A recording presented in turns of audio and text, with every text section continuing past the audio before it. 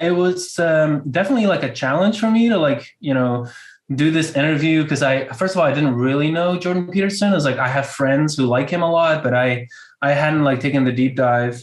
So I had like 2-3 weeks to read up, and I watched a lot of videos, and also I'd never interviewed someone. Like I've done like a lot of media things, but I've never like been the interviewer. So yeah, I ended up like preparing like 25 questions, and I think I asked like four. But it's what I was most excited about is that what he said really seemed to resonate with the audience. And so I'm really glad he hit on like entrepreneurship, like, because like, I mean, it's in this world of like, eat the rich and whatnot. It's I think it's so important that entrepreneurs can be kind of, given the dignity they deserve, like they're the people that make the world go round. And it's really hard to do that. And I thought, yeah, that was one of the highlights for me.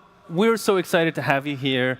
We know that you've ventured into Bitcoin fairly recently, and we want to ask you all about that. I'm really eager to do that.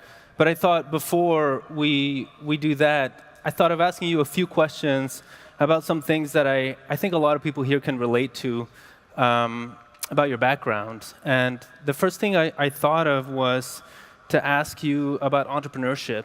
And for a person who's generally introduced to audiences around the world as a clinical psychologist, as a best-selling author, as a professor emeritus, it seems to me that you have an unusual fondness for entrepreneurship, an unusual appreciation for it. And so I was curious to ask if you have any thoughts about how that might have started for you. I got interested in entrepreneurship fundamentally because I'm curious. And the most appropriate way to understand something is to try it. You invested in your enterprise or in a parallel enterprise, and you try to make more goods and services available to more people. And if people accuse you of nothing but greed in your attempts to do that, then I would say that says a hell of a lot more about the accusers and their worldview than it does about you, because all of that turns out to be really hard. He had some critical notes about Bitcoin, which was interesting and valid. Like, of course, we're kind of all like apprentice sorcerers, and we are like, this is really changing the world. And so we can't just assume every change is going to be for the better that it brings. Like I just thought that was interesting. And then I was also attracted by the revolutionary element of the idea, which makes it not humble in some sense, which is one of the things that worries me, because it looks to me like if the Bitcoin theorists are correct, and Bitcoin does take priority over the other cryptocurrencies, which, we don't know if that's the case, but it could be, that could take the monetary system permanently out of the hands of the political establishment, or the political system. Yeah, so that's not humble, but it's also, as a social scientist, that also worries me because, when you do something complex, you think this is the problem with the central planning mentality.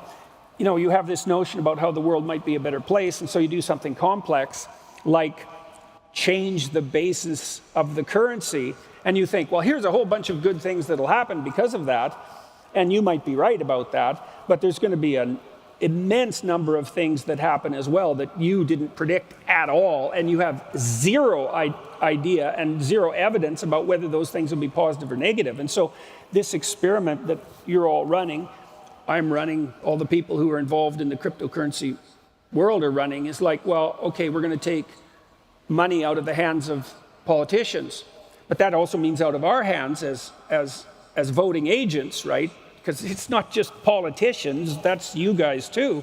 We have no idea what would happen if money per se was actually decentralized. And we also don't know, like if we manage that, let's say Bitcoin attains primacy, is it irreversible? Like, is that permanent? And then you think, well, what if it's a bad idea and it's irreversible? I'm not saying it is, and I'm not even saying I'm necessarily pessimistic about it, but the probability that you invent something extremely powerful and it only does the things you think it will do and all those things are good, it's like, no, that never happens. So I felt like it was hard to read him. Like, is he like not really in his element, or like, is he kind of overwhelmed that it's like this big venue and it's all about Bitcoin? Like, he doesn't want to be seen as like, you know, the next big, Bitcoin pundit or something. So he like felt like he had to, kind of soften it a bit, his stance. I'm not sure. all right, good. Thank you so much. You bet. Jordan Peterson, give it up.